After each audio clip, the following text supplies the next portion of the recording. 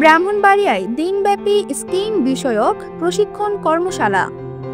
গত ৯ মে শুক্রবার নারী উদ্যোক্তাদের পেশাগত দক্ষতা উন্নয়নের লক্ষ্যে ব্রাহ্মণবাড়িয়া নারী উদ্যোক্তা অ্যাসোসিয়েশনের উদ্যোগে দিনব্যাপী স্কিং বিষয়ক প্রশিক্ষণ কর্মশালার আয়োজন করা হয়।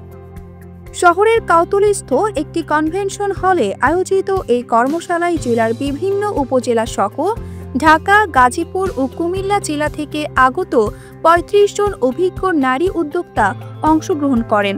প্রশিক্ষণ কর্মশালায় মূল প্রশিক্ষক হিসেবে উপস্থিত ছিলেন কসমেটোলজিস্ট AKS অনিমিত। তিনি স্কিন কেয়ারের আধুনিক পদ্ধতি, পণ্যের উপযুক্ত ব্যবহার, সমস্যা ভিত্তিক ট্রিটমেন্ট এবং গ্রাহক সেবার মান উন্নয়ন বিষয়ে বিস্তারিতভাবে প্রশিক্ষণ প্রদান করেন। তার পাশাপাশি সহ প্রশিক্ষক হিসেবে যুক্ত ছিলেন রংধনু বিউটি পার্লারের শাহিনুর আজিজ এবং ফারিয়ার্স মেকওভার স্টুডিও ও মিরর স্কিনের ফারিয়া তাসনিম বর্ষা।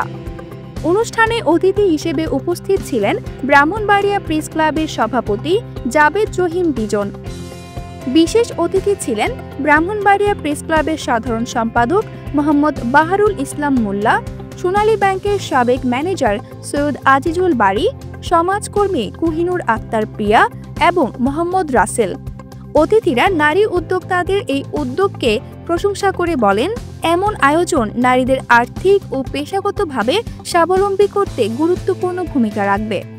প্রশিক্ষণ শেষে অংশগ্রহণকারী প্রত্যেককে সম্মাননা স্বরূপ সার্টিফিকেট, ক্রেস্ট ও মগ উপহার দেওয়া হয়।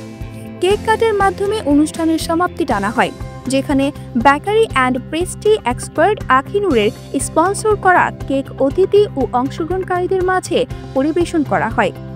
আয়োজকরা জানিয়েছেন, ভবিষ্যতেও নারী উদ্যোক্তাদের দক্ষতা বৃদ্ধির লক্ষ্যে এমন প্রশিক্ষণের আয়োজন অব্যাহত থাকবে।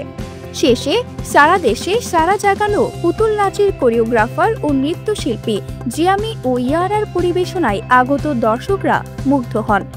অনুষ্ঠানে সহযোগী হিসেবে ছিলেন আপন ঘর বিউটি পার্লারের স্বত্বাধিকারী ফাতেমা চৌধুরী লিপি এবং অতসী বিউটি পার্লারের স্বত্বাধিকারী স্মৃতি সবুর।